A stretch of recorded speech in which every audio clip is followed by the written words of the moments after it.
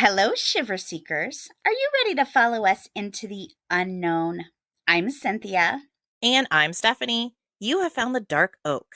We are going to be discussing the mysterious disappearance of Ben McDaniel.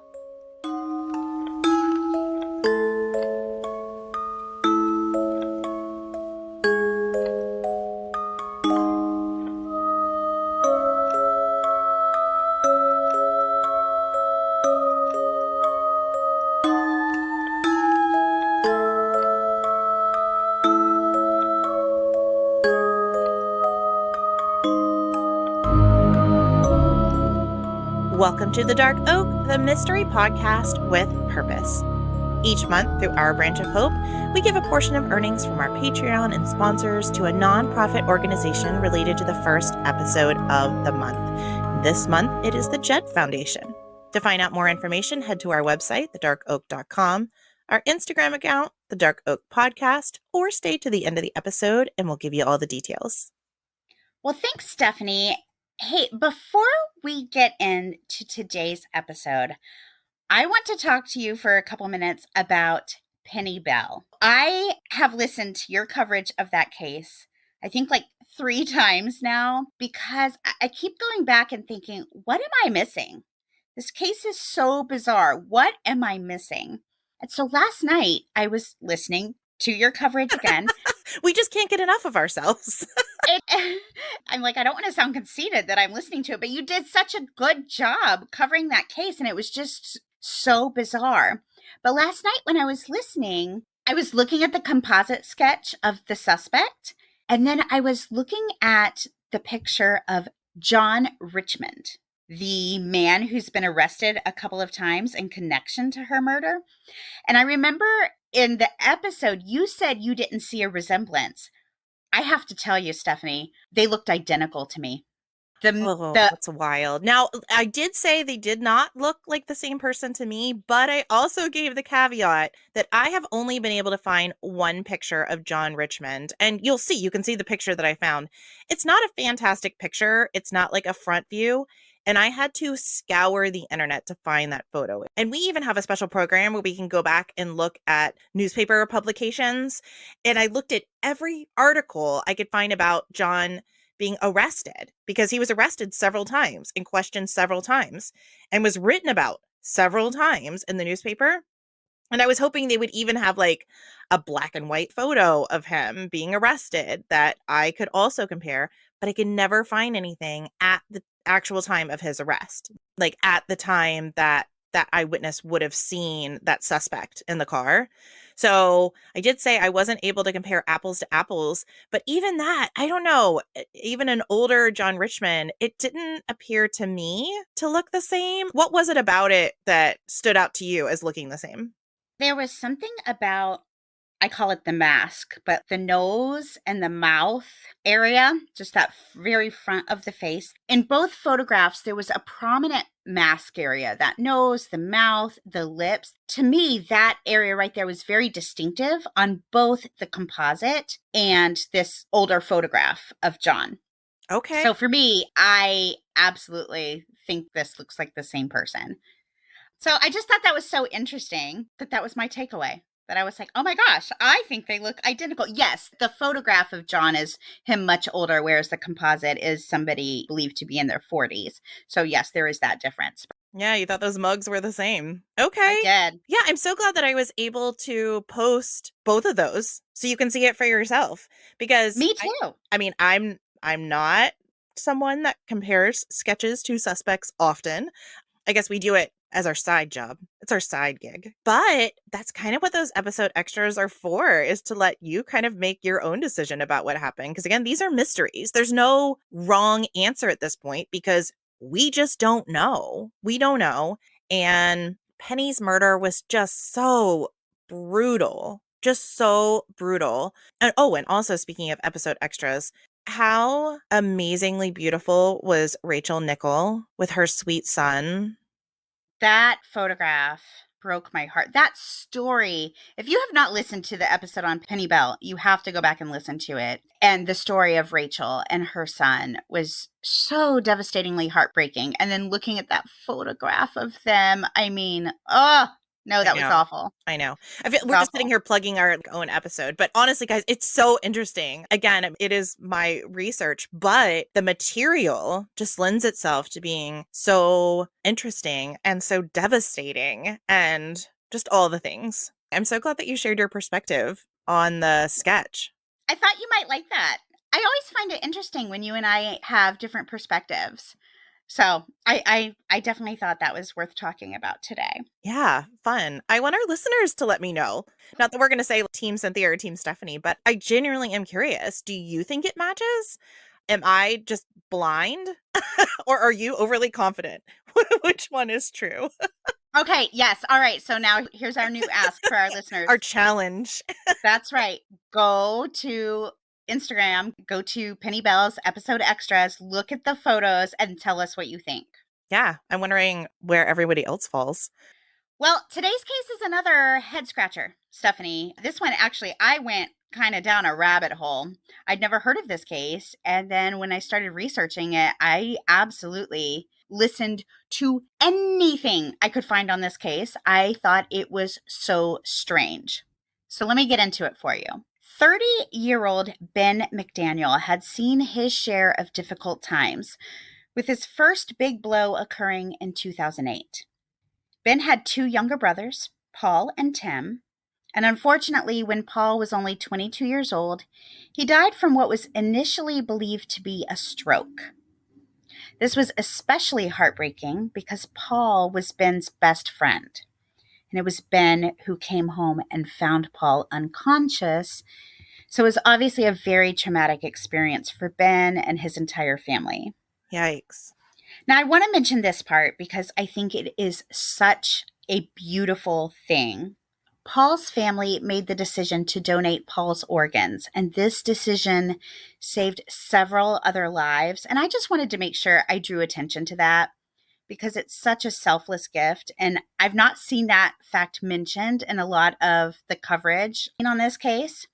The McDaniel family also established an association in Paul's name that would focus on raising awareness about the early symptoms of cerebral aneurysms and promoting organ donation. So they definitely did their best to bring some purpose to this tragedy. I'm always so humbled by families being able to make that very hard decision in that moment. That in their moment of grief, they're still willing to think of others. I just think that is immeasurable how they can do that, like in that moment, because you don't even have your head on straight. And to be able to make that big decision to even invite it into the conversation is really incredible. Whether you make the decision to donate organs or not, just even the fact that you're willing to contemplate it in that moment of your pain, it's just really selfless. I really think it's beautiful. It really is. And it's just an idea that I cannot imagine, like you said, being in that moment and then having to think of something like that. Well, after that trauma, Ben went through a really emotional divorce. And then when the housing market crashed, Ben's construction company had to file for bankruptcy, leaving Ben with about $50,000 in tax debt. Oh, it's like hit after hit. And then to get out of this debt, Ben was forced to sell his house. So you can see how it was a really, really difficult few years for Ben. Yeah, that stinks. And this was like 2008 to 2012, I imagine, like those years. 2008 to 2010. Our story Okay. takes place in 2010. Okay, gotcha. But despite all of these hard times, Ben was really lucky to have an amazing support system in his parents, Shelby and Patty, who lived on a farm in Collierville, Tennessee. Shelby and Patty were wealthy, and because of their success, they were able to fund Ben's living expenses for a year while he took a sabbatical of sorts to try to rest and recover from all that he'd gone through. Wow. Wow, that's really amazing. They were able to be there for him like that. And I bet that did their hearts good. Even though we've lost a son, we can help this son. We're able to support him through this. Wow. Absolutely. In addition to funding his lifestyle, they allowed him to live in their vacation beach house on the Emerald Coast of Florida. Oh, so they were doing very well. They were doing pretty well. And Ben definitely benefited from their generosity in this circumstance. I would like to have a vacation house on the Emerald Coast. Me as well. And if someone would like to fund my expenses for the next year so I can just take a little rest and sabbatical, you won't have to twist my arm. Absolutely. Now, Ben was a good guy and he was super grateful for this time. And he decided that he was going to use this year to accomplish some goals he'd always been interested in. And one of those goals was scuba diving. You see, Ben had been open water scuba diving since he was 14 years old. But he'd recently shown interest in learning how to cave dive. Now, we talked about cave diving in our episode number 93, the Thai Cave Rescue. I'm just going to go ahead and warn you, today's episode does not have the same type of ending that episode 93 had. So this is more of a Tina Watson and Gabe kind of feel, is it? This is definitely more on the Tina Watson and Gabe. Gabe was literally a 4-letter word in my house for about 3 months after you covered that episode. I was like, in Gabe. Ugh, Gabe. That was one of our first episodes ever. It was probably one of the first 5, I think. I think it was. I remember we were just so thrilled to get into these cases that we had heard about forever. And then we were so excited to tell each other. And what a tragedy that case was. And again, I'm still side-eyeing Gabe for sure. As you should. Yes. Now, for anyone who hasn't listened to our episode 93 on the Thai Cave Rescue, let me just give you the basics of cave diving. It really is exactly what it sounds like. Cave diving is a specialized form of scuba diving that involves exploring underwater caves and caverns. It's a form of penetration diving, meaning that in an emergency, a diver cannot swim vertically to the surface due to the cave's ceilings. So instead, the diver has to swim the entire way back out of the cave. And as you might imagine, the underwater navigation through a cave system is often very difficult, with extremely limited visibility and mobility. And depending on how far into a cave system a diver may be, the exit could be at a considerable distance, which would require the diver to have sufficient breathing gas to successfully make the entire journey out of the cave. Everything that you just described is terrifying. Nightmare inducing. And yet I have a very morbid curiosity. This actually sounds like something I would have tried to do like in my 20s. But now I'm like, nah, I've seen too much. I've seen too much. I've heard too much. There's just no need to prove anything. I'm good. I am and always have been incredibly claustrophobic. So I know this is never something I could have, would have, ever, should have done. But I do find it interesting. Now, additionally, these underwater caves are often very deep. So not only do you have these areas where you're surrounded by stone walls, but you're also experiencing potential deep diving risks. So due to these unique challenges, cave diving is often perceived as one of the most deadly sports in the world. Yeah, I could see that. And deep diving, even in open water, can be pretty dangerous. Absolutely. Now, some cave divers may argue this perception, saying that the vast majority of divers who've lost their lives in caves have either not undergone specialized training or have had inadequate equipment for the environment. And some of these more experienced cave divers have suggested that cave diving is in fact statistically much safer than recreational diving due to the much larger barriers imposed by experience, training, and equipment cost. Well, as we know, not having training or the right equipment certainly does lead to death. Again, heralding back to your Thai cave rescue, that's where the majority of the loss of life happened, not understanding how to use the equipment and not having the training. So I think just based on anecdotal knowledge, yeah, I think that's probably accurate. I don't know that you could argue that cave diving is just inherently safe, though. Actually, that argument reminds me of one of the divers I quoted in episode 93. Remember where the diver said something along the lines of just because a sport is dangerous, it doesn't mean you have to do it in a dangerous manner. Right. Yeah. So I think this argument is very relevant, especially in this particular case. And you will see as we go along, there's a question as to whether, at least in this scenario, the outcome was due to a diver not being properly trained or equipped. Oh, okay. Okay. Tell me more. All right. Well, first of all, not everyone who dives is cave diving certified. That's its own certification that requires 125 dives with an instructor or a certified diving partner. And generally, it takes about 2 months to get your cave diving certification. Now, Ben was not cave diving certified. And on top of that, I was unable to find any record that Ben was taking lessons to become cave diving certified. It appears he was using more of a self-taught type of method. That sounds dangerous. It does. Now, one of the places Ben frequently dived was Vortex Springs, one of Florida's largest freshwater diving facilities located in Ponce de Leon, Florida. I am familiar.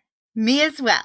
Now, this spring is a great place for divers of all levels to practice because even if you have no interest in diving the cave, there's a really large spring basin that's perfect for open water diving, and there's a dive shop on site that offers diving certification courses. So Ben at least knew that being certified in cave diving existed, and he may have even known it was recommended. Oh, 100% without a doubt.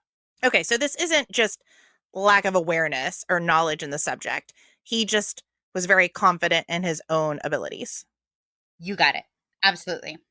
Now, I want to give you a visual of this spring, and we will post a map of this system to our episode extras on Instagram. So I suggest if you're in a place where you can go look at this map, that might help you visualize what happens from here on out. The spring itself is a large basin where the water remains a cool 68 degrees year-round. And when you dive to about 58 feet deep, you reach the mouth of the cavern.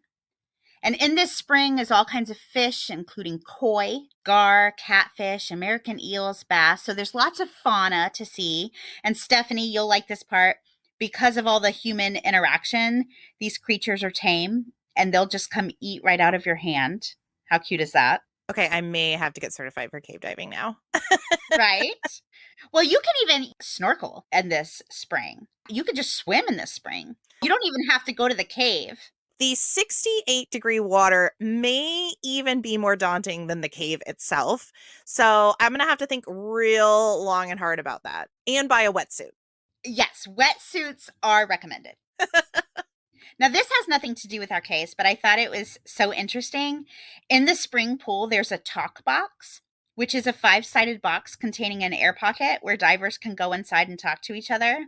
Oh, that's Isn't fun. that cute? It is fun. And take selfies. Well, that's what we would be doing, right? Yes, absolutely. I'm sure there's actually a more important reason to have this box here than selfies and like, hey, did you see that fish? But that's what you and I would be using it for. Yeah, absolutely. 100%. But get this, after you finish your talk box conversation, good manners suggest that you give the box a couple of puffs of air from your tank so the box doesn't fill up with carbon dioxide. That's so sweet. That's so cool. That is so cool. It's just like thinking of fellow adventurers. That's awesome. This just goes to show this really is a sport. Any type of diving is a sport where you really need to know what you're doing because I would have no idea. The thought would have never even occurred to me that the box might be full of carbon dioxide. You really do need to know what you're doing to be doing any of this in a safe manner. Now, if a diver chooses to enter the 9-foot by 12-foot cavern opening, the underwater tunnel continues another 100 yards or so to a depth of 115 feet. And once at that point, the diver would be met by a rusty security gate. And on this gate is a sign with an image of the Grim Reaper and the following words: "Stop. Prevent your death. Go no farther. Fact.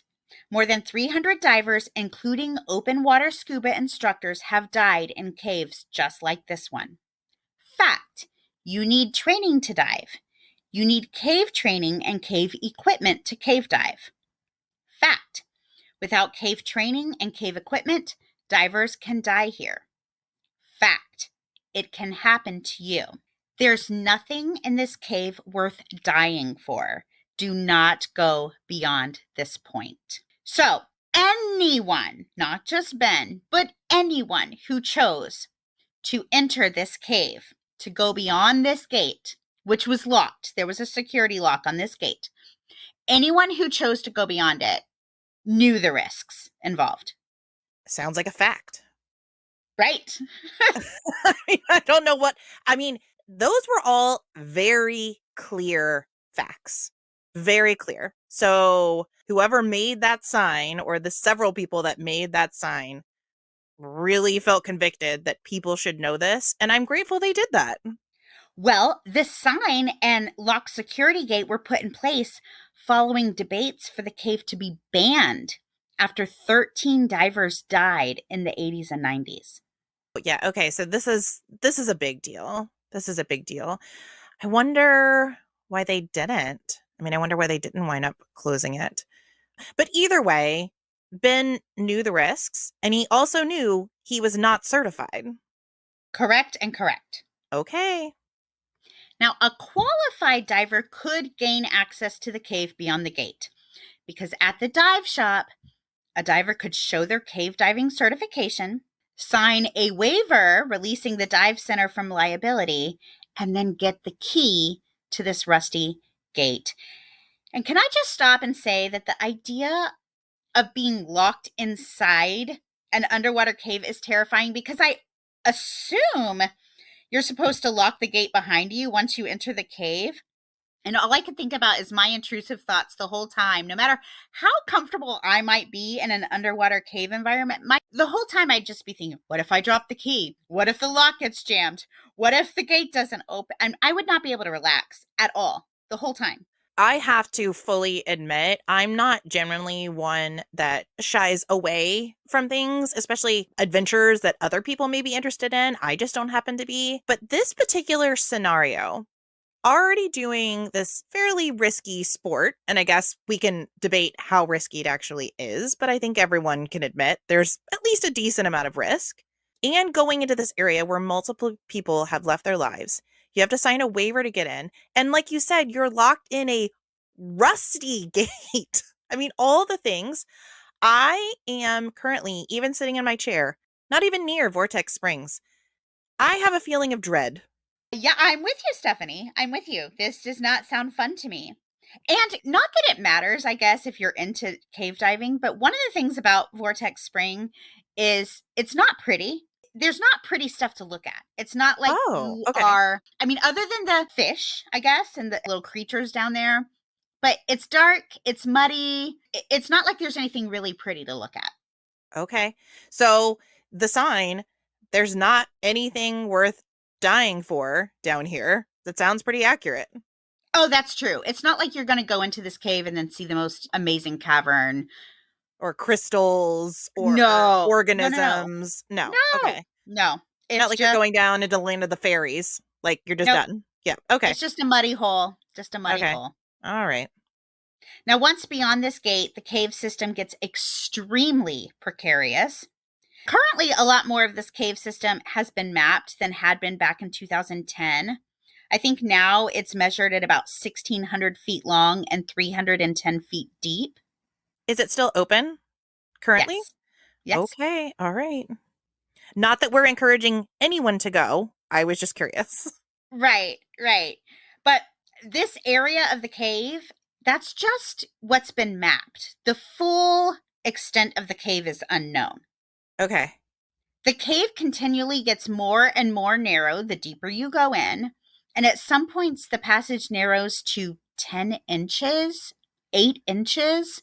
No, thank you. These really narrow areas are called restrictions. And some of them are so tight. Think about how narrow 10 inches is. That in order to get through, divers have to remove their tanks and push them forward through the passage in front of them, and then twist their bodies and turn their heads. A head shape is too large to get through some of these restrictions. You have to strategically turn your head to a certain angle to even be able to get through. And again, for what purpose? What would be the draw? I mean, just to say you've accomplished this feat that few can accomplish? I think it's for the love of cave diving. I think some people just love cave diving. Not all of them are going to be beautiful. There are areas of this cave that are compared to trying to crawl underneath a car with scuba gear, if that gives you an indication as to how tight some of these restrictions are. I definitely suggest that everybody go look at the map we're going to post on the episode extras, because not only is it a map of the underground system, but for each little area, there's an additional diagram that shows the point of view of a diver if you were actually in the cave swimming. Yeah, I'm looking at it now, and yeah, it's wild because none of these are perfectly round circles. It's not like a round tube you're going through. So some of them are kind of just odd, like blob shapes that you're swimming through, and some are just super squeezed. Like you're trying to go, like you said, under like a car with scuba equipment. So it shows you how you might have to turn your body to the side or wiggle through, like pull yourself through while pushing your dive equipment. So that's a really interesting map. And it's more of even a map. It's just a whole diagram of what it would feel like or look like going through the cave. So this is a really good find. Yes. Yeah. I really appreciated looking at that as I was trying to visualize what was going on here. It also has done nothing to relieve my feeling of dread. I don't think it will. I think it's going to have the opposite effect for all of our listeners. It's a big nope for me. And if you're looking at this little diagram, you have to imagine that if a diver decided they needed to exit while they were in one of these really tight restrictions, they wouldn't be able to turn around. So their only option would be to funnel backwards and literally just hope for the best. Yeah, or what if a piece of your equipment or your clothing gets snagged on a rock or something? You know what I mean? There's just all these little things that could happen. A tube gets stuck on something or a fin gets stuck on something. I don't know. Like what if something accidentally ripped your mask off or oh, I don't know. I need to get out of the what ifs because they're all really scary. They're all very scary, but they're all very valid. I agree that you can do inherently dangerous activities in a safe way. So you bring the proper equipment, you bring extra equipment, you bring a buddy, you do everything correctly.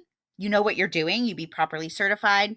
But it's still dangerous. It's just always going to be dangerous. It's just a dangerous sport. Yeah. Now, this cave system is one way in, one way out, essentially. But again, the entire system has never been explored. So we really can't say for sure where exactly the system goes. But the reason they stopped mapping where they did was because they got to as far as any human could safely go. In mid-August 2010, 4 months into Ben's Florida sabbatical, he returned to Tennessee for a week to celebrate his mother's birthday. His parents and his girlfriend, Emily Greer, said that during this trip, he seemed optimistic. He told them he was working on getting certified as a diving instructor and that he was researching cave diving. And on this trip, Ben shared with Emily that he eventually wanted to start his own diving-related business. So he's an entrepreneur. He's already had a construction company. Now he's thinking about in the future doing something dive related. So he seemed to me to be in a place where he was moving forward. He was optimistic. And he clearly really loved diving. Clearly. When Ben left Tennessee, he left behind a letter for his parents to find, thanking them for the sabbatical and promising to look after them as they grew older. But this was a promise that Ben would tragically not be able to keep. On August 18th, the Wednesday after Ben returned to the Santa Rosa Beach House, he went up to Vortex Spring again. He did a morning dive and then another one in the middle of the day. Now, right now, he's just diving the basin of the spring, right? Because remember, he's not certified. He doesn't have access to this cave. Oh, right, because in order to even get access to the cave, the special code, you have to go to the dive shop, show them your certification, and then they give you the not the code, the key. I'm sorry, they give you the key, right? Right. So Ben's not certified. Ben should not be going into this cave. He's never been given access to the cave. Okay, okay. So when he's doing these dives, he's just doing open water dives in the basin. But the second dive of the day, there were other divers around who saw him looking closely at the area around the cave entrance, maybe as if he was scoping it out. Okay. Now, after resurfacing, Ben was recorded on security cameras making a transaction to fill his tanks at the dive shop. And according to witnesses, he spent the rest of the afternoon by himself alongside the spring, just testing out his equipment and making notes in his dive log. I'm just picturing this diver. I'm just hanging around this sign with a picture of a Grim Reaper on it. No big deal. Well, remember, to even get to the sign, you have to dive the basin and then dive through like 100-foot tunnel underwater. Technically, you're already in the cave before you get to the point that's blocked off.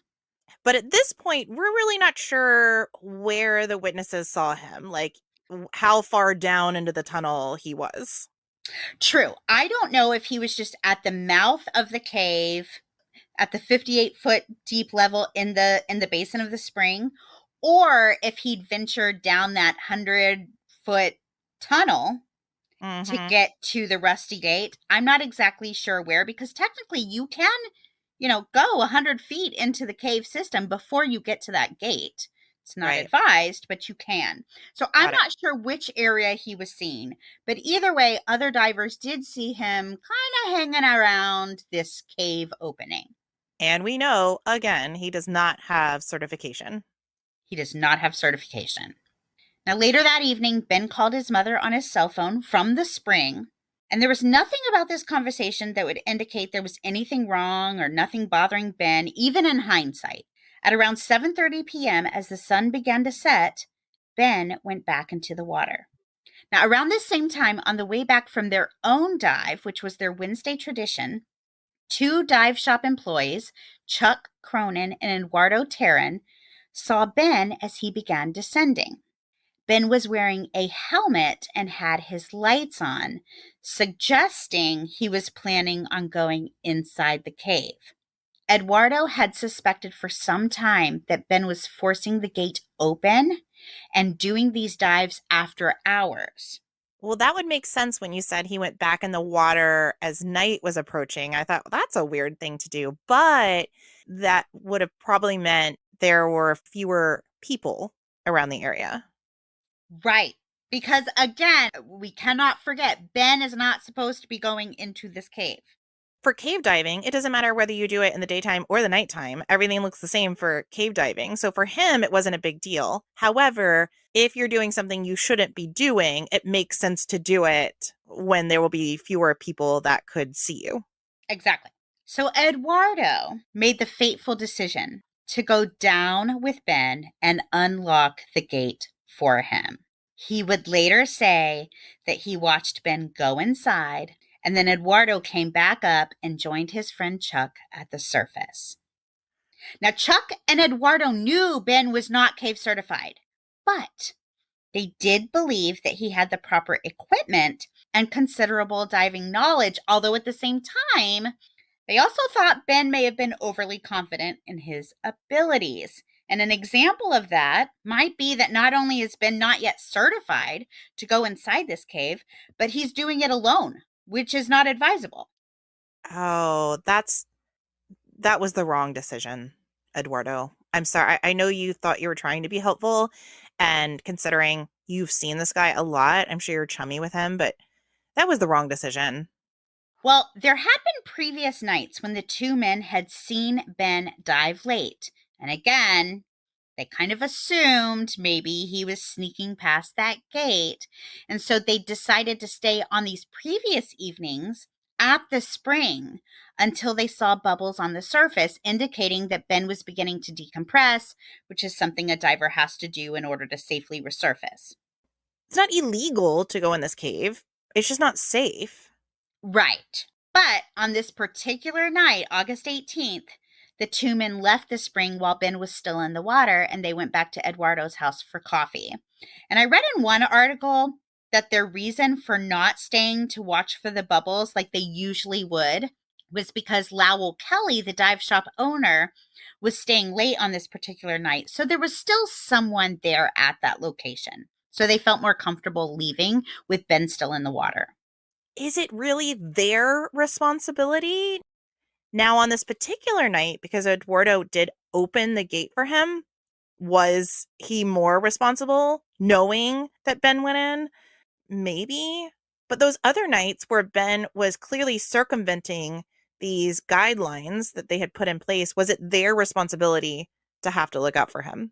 I mean, it was a nice thing to do, but it's not their legal responsibility. Correct.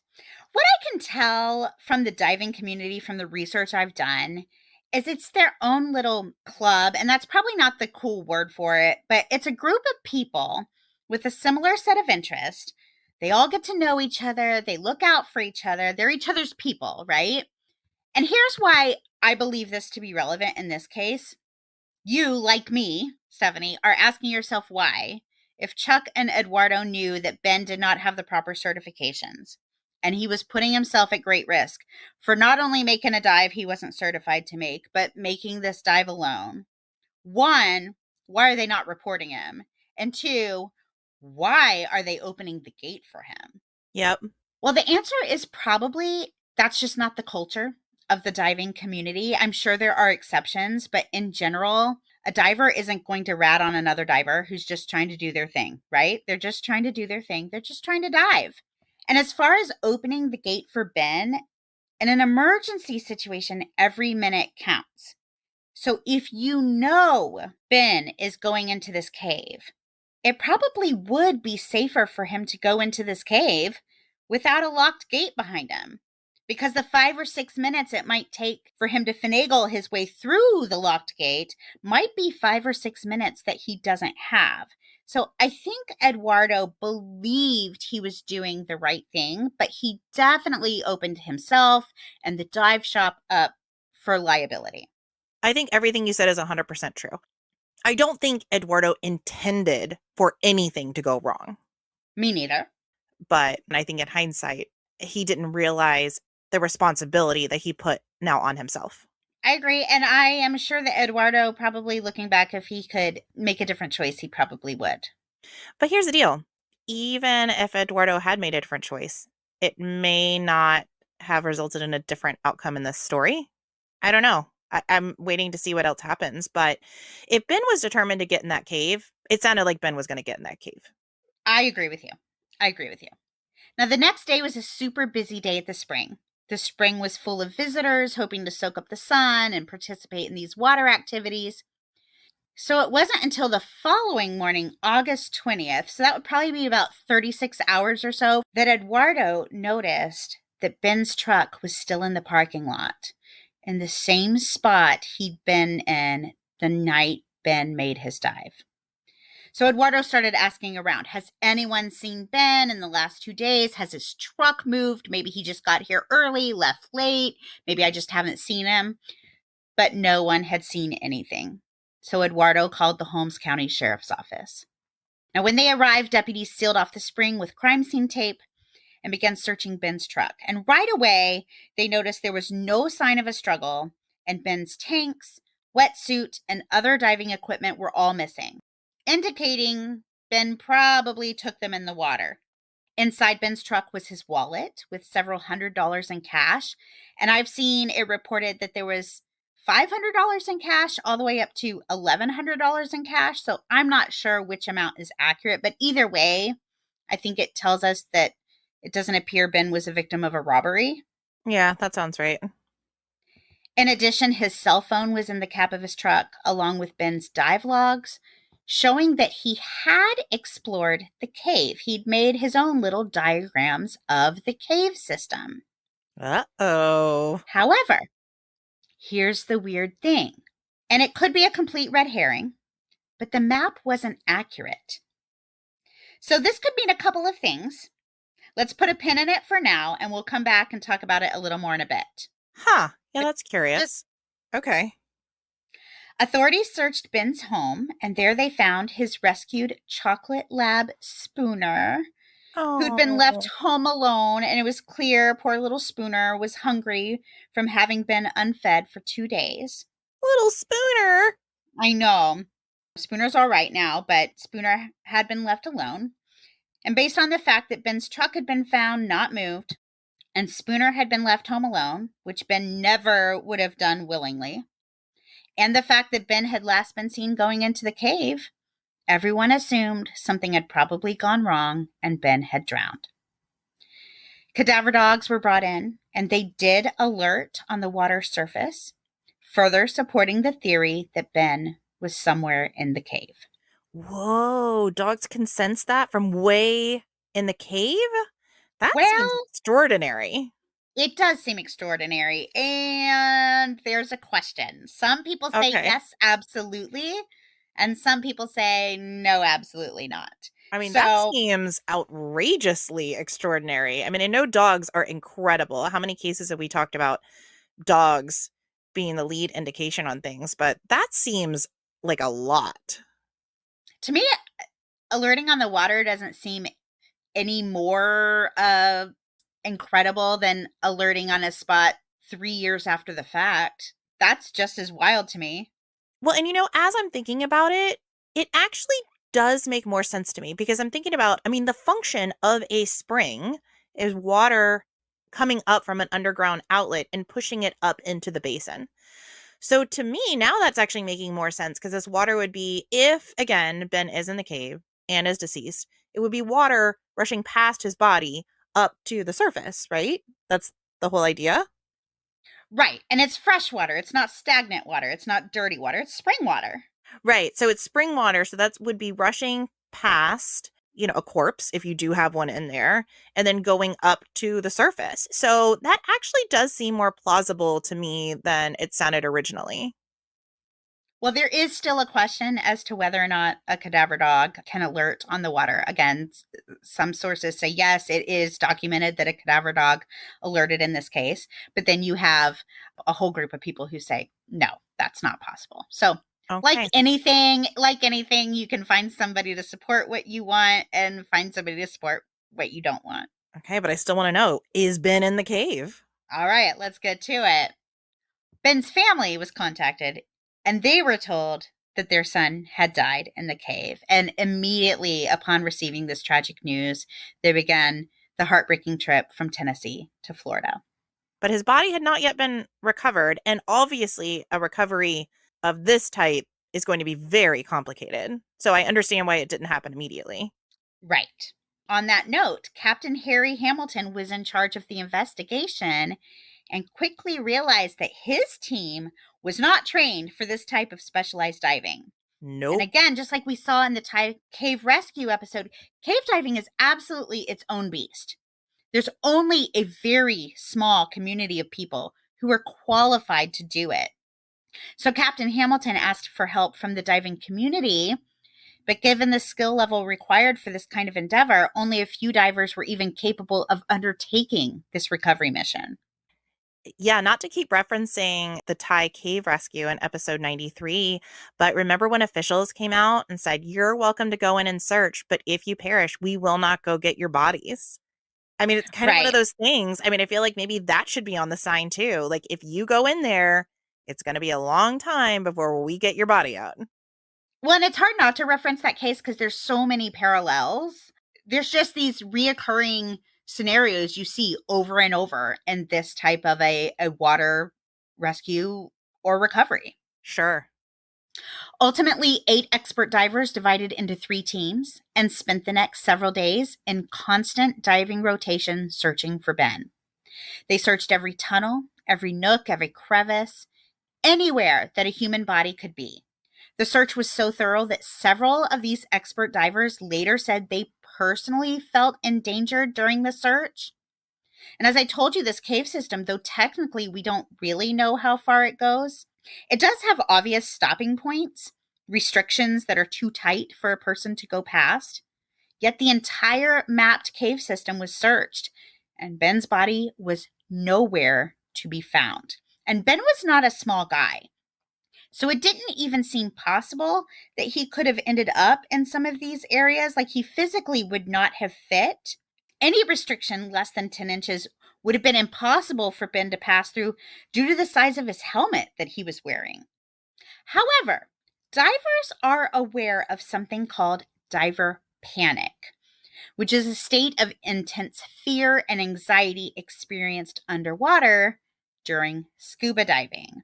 And this presents with an overwhelming urge to escape, which often results in irrational actions. It can be triggered by various factors, including equipment malfunctions, loss of air, entanglement, even being startled by marine life. And sometimes even really experienced divers can panic for no apparent reason, possibly due to sensory deprivation or disorientation. And what can happen during diver panic is sometimes, in an effort to escape, a diver will end up digging their way further into a crack or crevice, thinking it's an exit. So, from time to time, a body can be found in an area where it absolutely should not fit. And it's just a result of this intense fear.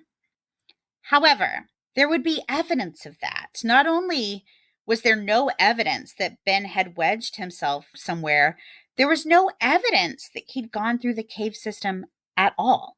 Well, what evidence would you find? So the cave walls were made of limestone, and limestone is easily marked.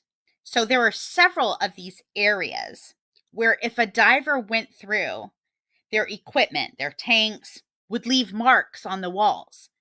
The floor of the cave is sandy. There's a lot of sediment, all of which would show signs of being disturbed, but divers didn't find any evidence of that. There was also no animal activity to indicate that a body was in the cave. A decomposing body would attract fish and eels and all kind of other water creatures, but there was no area with increased fauna activity. And remember, more than a dozen people had already died in this cave previously. All of their bodies had been recovered. So this was very strange. If Ben went into this cave and never came out, he should absolutely still be in the cave. But the search wasn't completely fruitless. Divers did recover 3 decompression tanks with Ben's name on them. Now, in doing this type of dive, it would not be unusual to leave extra tanks at various points in the system so that a diver could properly decompress on their way back up to the surface. But the placement of these tanks was very unusual. One was found at the entrance to the cave, and the other 2 were found further in, but near each other, which defeats the entire point. They should have been placed strategically, exactly where they would need to be used, and they weren't. And these tanks were also filled with plain air, not the special breathing mix that would have been appropriate to properly decompress. So that was weird. And then finally, they were all at different levels of fullness, which didn't make any sense. So the tanks and everything about them just didn't seem right. But to me, I'm already thinking if Ben had prepared them on his own, maybe he didn't know how to do them correctly.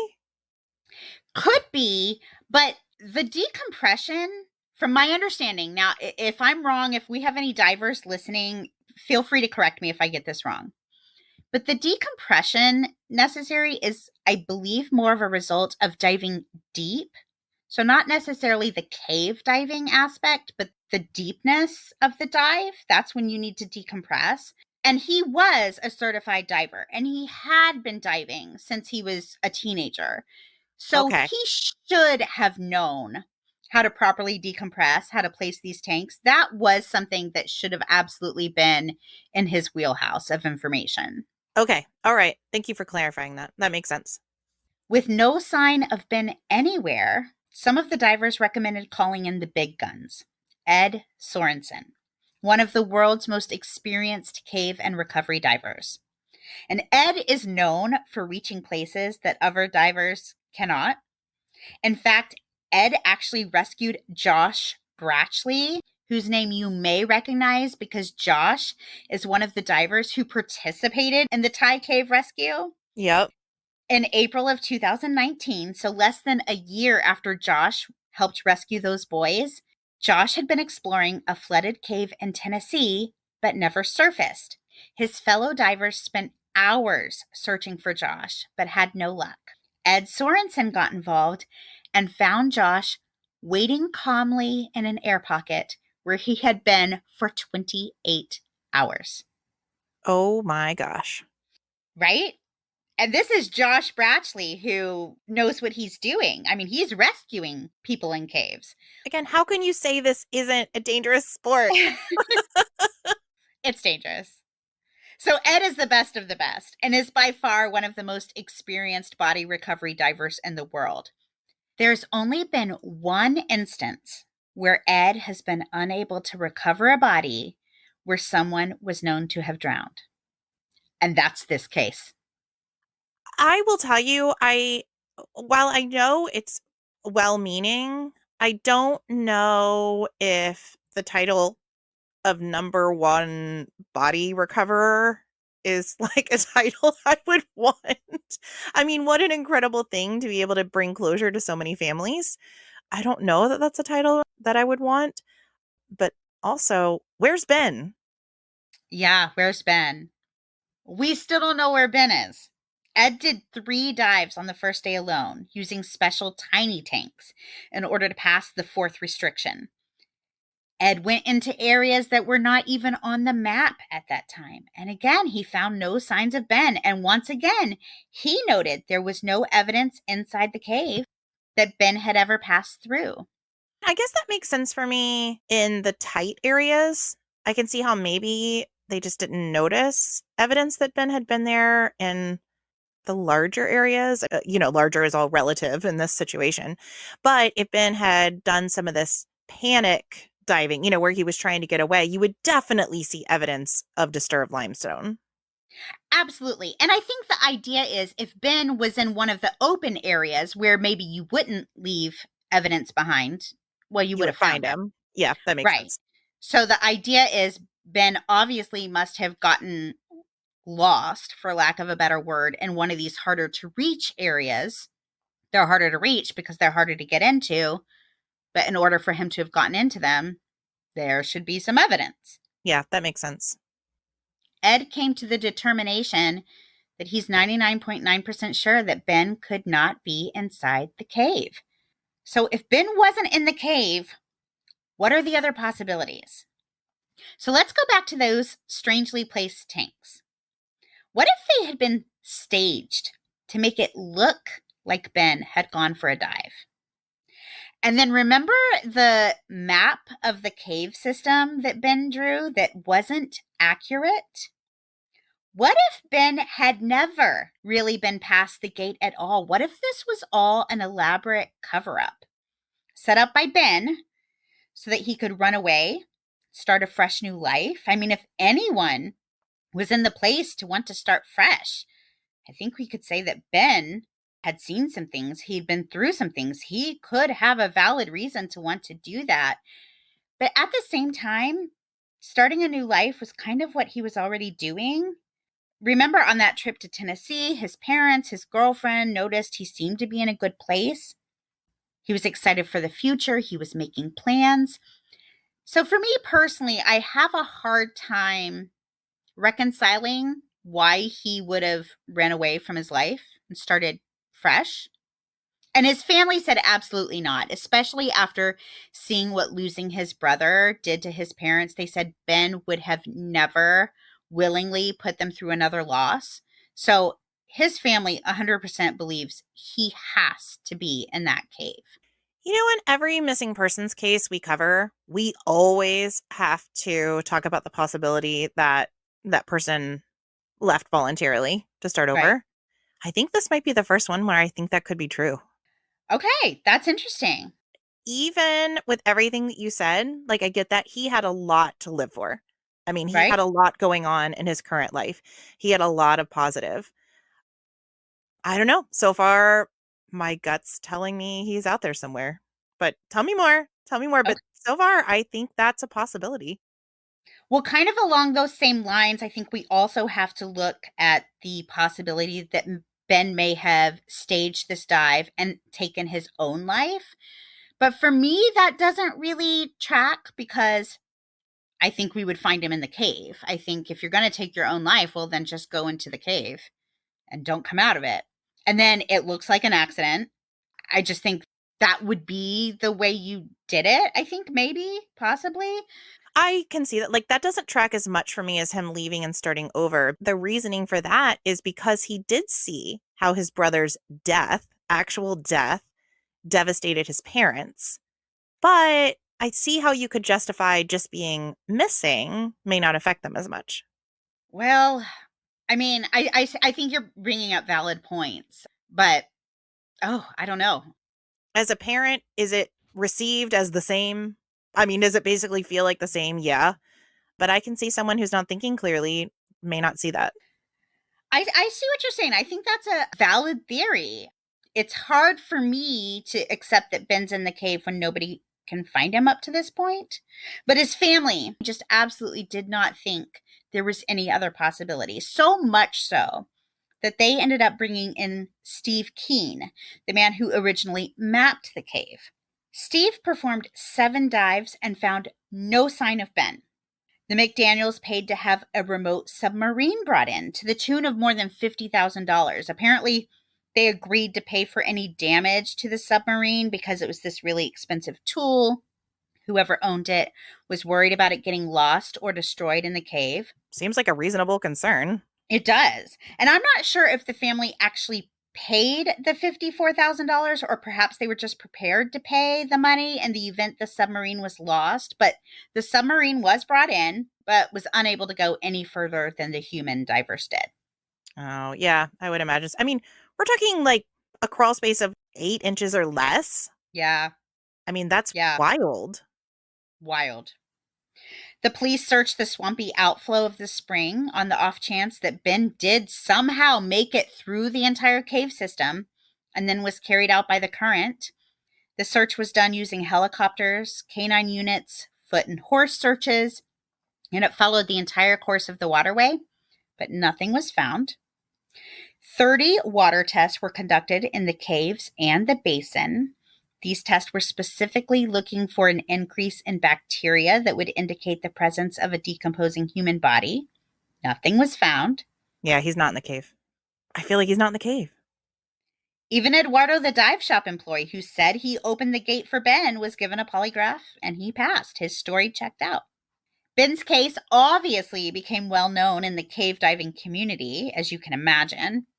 And one of the divers who heard about Ben was Jill Heinerth. And Jill is another impressive diver who happens to hold the world record for the deepest dive into a cave by a woman. She and her husband, Robert, both certified divers and documentary filmmakers, decided to go to Vortex Spring to film the cave's condition. And really, it was their goal to be able to show the footage to Ben's family to help put their minds to rest and let them know Ben was not in the cave. Yeah, I could see that being helpful. Accompanying them was Jill's ex-husband, Paul, who's also an expert in underwater cave exploration. And the trio began diving and filming, and they were able to find something no one else had seen. Deep inside the cave was a small folding shovel. A folding shovel? Yes, I didn't know there were folding shovels, but there are folding shovels. Now, when Ben's family heard about this shovel, they said it sounded just like one Ben used to carry. And this would mean that Ben actually had been in the cave and that he'd made it pretty far into the cave. And this could answer a lot of the questions. This could explain why he'd never been found. Maybe he really made it so deep into the system he got lost. Maybe he got wedged somewhere no one else could get to. However, it would later be determined that the shovel belonged to Steve Keen, the man who originally mapped the cave. And of course, if the shovel is not, in fact, Ben's, then it doesn't tell us anything. Right. Jill was able to take her footage and create a documentary called Ben's Vortex. And sadly, I was not able to find this documentary anywhere. I really tried to watch it. But apparently, if you are able to find it, It's one of the best collections of footage of Vortex Spring Cave. I watched a lot of videos of people diving this cave system, but they were so hard to see. Very, very dark. A lot of the time, I really had no idea what I was looking at, but the reviews for Ben's Vortex say that it really has some great clear shots of the cave system. So if you can find it, I would suggest checking it out. Eventually, the McDaniels decided to offer a reward for whoever was able to find their son, and the reward amount was increased twice before finally reaching $30,000. And this may sound like a good idea at first, but it actually didn't go over well with the diving community because with this money as incentive, there was the concern that divers who were not properly trained or equipped might go into this cave in an effort to find Ben, putting even more of the public at risk. Unfortunately, those fears were not unfounded. In March 2012, a diver named Larry Higginbotham died while cave diving Vortex Spring. And no one can say for sure that Larry was looking for Ben at the time, but he had told friends that the $30,000 reward seemed too inviting not to try. Now, interestingly, Larry died beyond the infamous fourth restriction of the tunnel. That's one of the areas that gets really, really bad. But despite that, Ed was still able to recover his body. After Larry's death, the McDaniel family agreed to drop the reward. Now, to this day, no one really knows what happened to Ben. There's a question as to whether he met with foul play, but that seems unlikely due to the fact that valuables were left behind. In full disclosure, Lowell Kelly, the owner of the Vortex Spring Dive Shop at the time Ben went missing, was a colorful character. Allegedly, he had taken one of his employees, who Lowell claimed owed him thousands of dollars, to an isolated wooded area and had allegedly attempted to beat him with a baseball bat to get the money back. Gosh, what a savage. Right. Now, this employee was thankfully able to escape, and Kelly was charged with assault and kidnapping, but the weirdness surrounding Kelly doesn't end there. In December of 2011, almost a year and a half after Ben went missing, Kelly participated in a chili cook-off at Vortex Spring when he fell off a ladder and hit his head. Now, one of the people at this cook-off apparently helped him. They helped him shower and then wrapped him up in a blanket, and for some reason just left him in the bathtub. And then the next morning, another person came to check on him and found him in even worse condition. They called an ambulance. Kelly was taken to the hospital. He had a coma due to this head contusion. And sadly, he never woke up from the coma, and he ended up dying a month later. Oh my gosh, what an awful story. Just weird, right? That's totally weird. And given the fact that Kelly obviously wasn't always on the up and up, I mean, if that baseball story is true, I think we say he had some interesting behavior in his past. That made some people wonder if perhaps the morning after Ben went into the cave, maybe an employee did notice that Ben's truck had not moved from the spot it was in the day before. What if they did realize immediately that Ben was in the cave, but they didn't want to be held responsible? Ben's family was wealthy. They may have been afraid of how the family might respond. There was also the very real fear that the state might shut them down, especially if it was learned that a dive shop employee improperly opened the gate for Ben. So what if Kelly or some of the dive shop employees recovered Ben's body before contacting authorities and disposed of it? Now, I actually think that could answer a lot of our questions, but I also think it's a big leap. I mean, to hide a body is a big deal. And this theory goes that if they had recovered his body, the prevailing theory is that they threw him in an alligator pit, which I don't know. That just seems out there for me. I mean, you and I, we're Florida girls. Why an alligator pit? I mean, of all the things you could do, is that just a Florida thing? I mean, does everybody think that we we just have alligator, like we just have moats around that we throw bodies in? that was my thing. I'm like, okay, Stephanie and I, we're in Florida. I used to live in the Everglades, and I will tell you, in the Everglades, there are actually places where if you wanted to dump a body, you probably could, and it will be Sure. disposed of by the alligators. But I grew up on 40 acres with a lake. We had alligators. You live on a whole homestead. It's not like we all just have these alligator pits hanging around. I mean, they're everywhere. But again, to have just, like you said, a pit full of alligators just ready to dispose of your dead bodies, that's very much not reality. No, but I agree with you. I think this theory could answer a lot of questions, but it would go back to who. I understand the owner of the dive shop had questionable judgment, but would this owner of the dive shop known that Ben would have gone in? Like, would he have known he would have been liable? The only way that I think he even would have known is if Eduardo had said something. And again, Eduardo has been questioned by the police and cleared. You know what I'm saying? I feel like Right. Eduardo would have been like, oh, yeah, I mentioned it to my boss. I feel like there are several leaps that are happening in that theory. Me too. I mean, to one, pull a body of an acquaintance, someone you're friendly with, out of a cave. I mean, that right there alone would be more than I could do. Now, I understand actually cave divers, that's one of the things that they can do. So that may not be as big of a thing as it sounds like to me. But then to dispose of the body, an alligator wouldn't eat the equipment.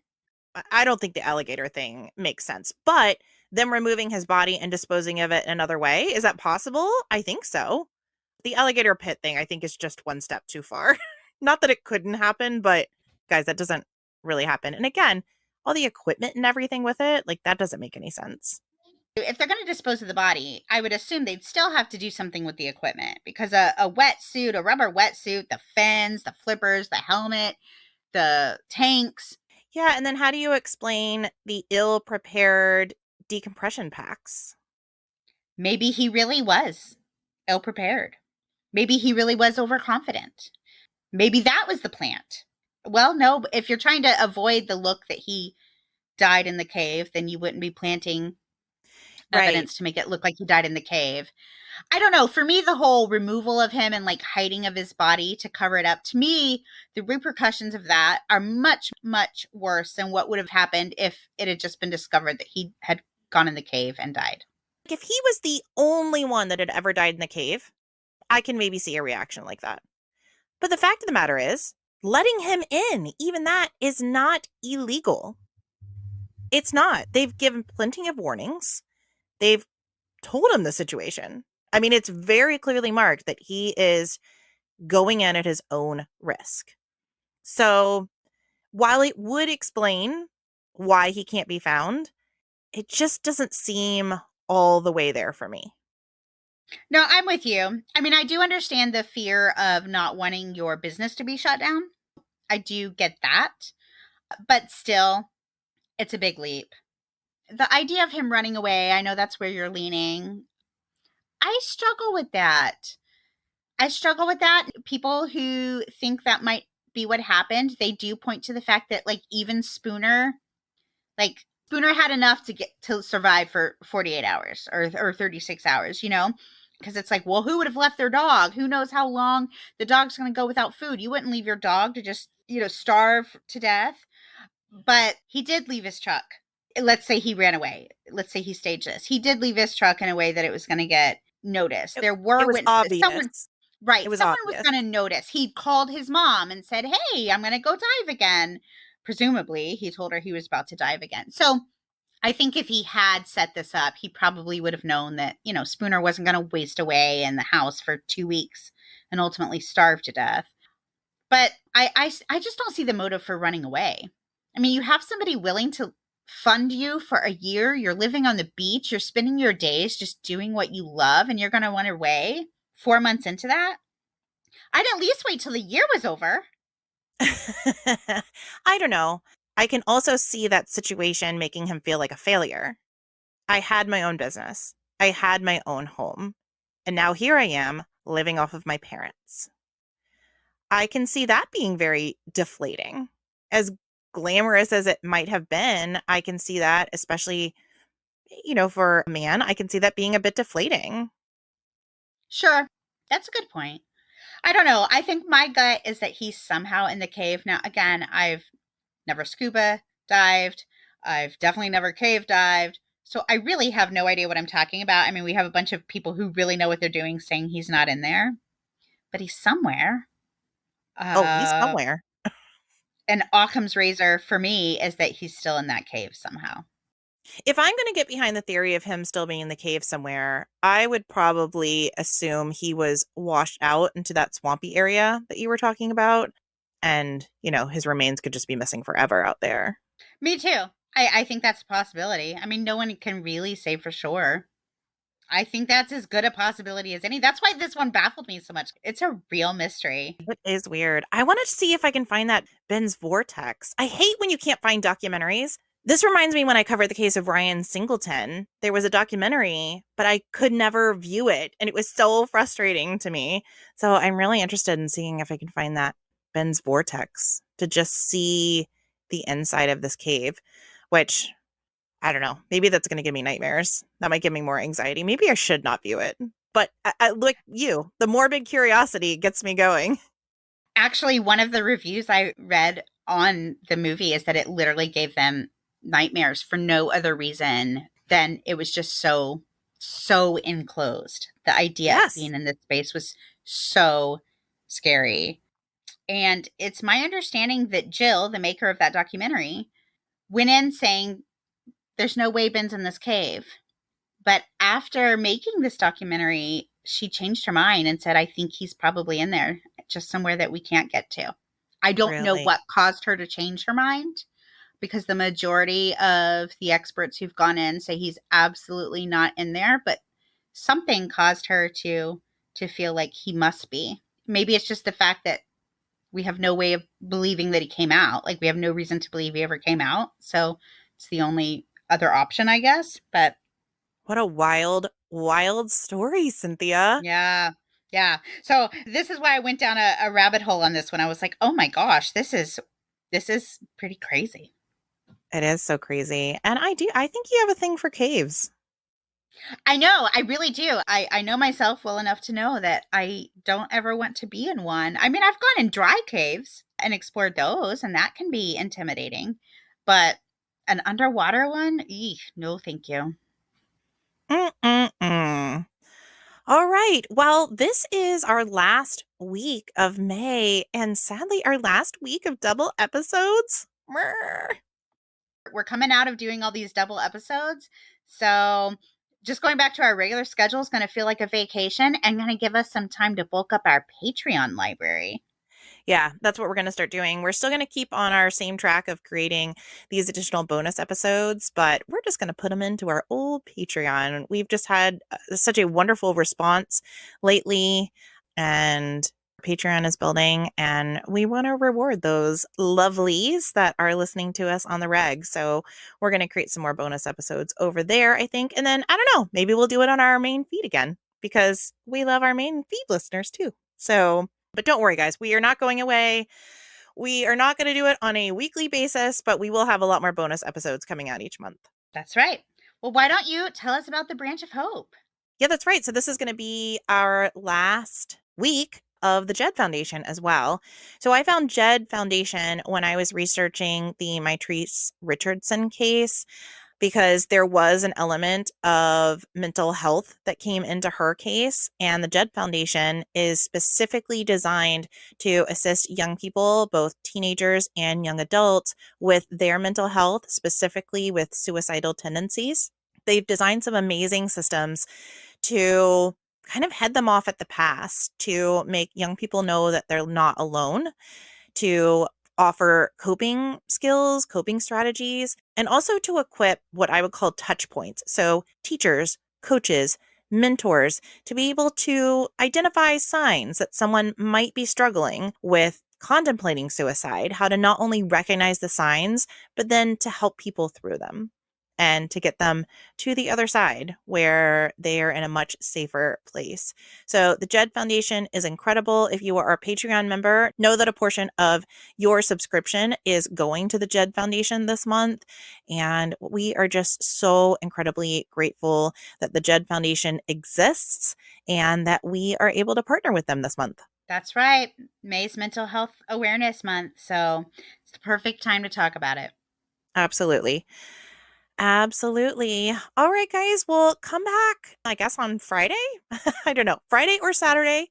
Come back later this week. That's what I'll say. Come back later this week for our second episode, where I am going to be covering the most documented case of reincarnation, Shanti Devi. And I have to admit, I was very skeptical going into this case, but if there was ever one that I could get behind, this one might be it. Cynthia and I have already chatted briefly. This isn't necessarily our wheelhouse, but we're always open to be convinced. So let me see if I can get Cynthia on board and you on board as well. I'm excited. I can't wait. All right, Shiver Seekers, we will see you in just a few days. Bye. Bye-bye.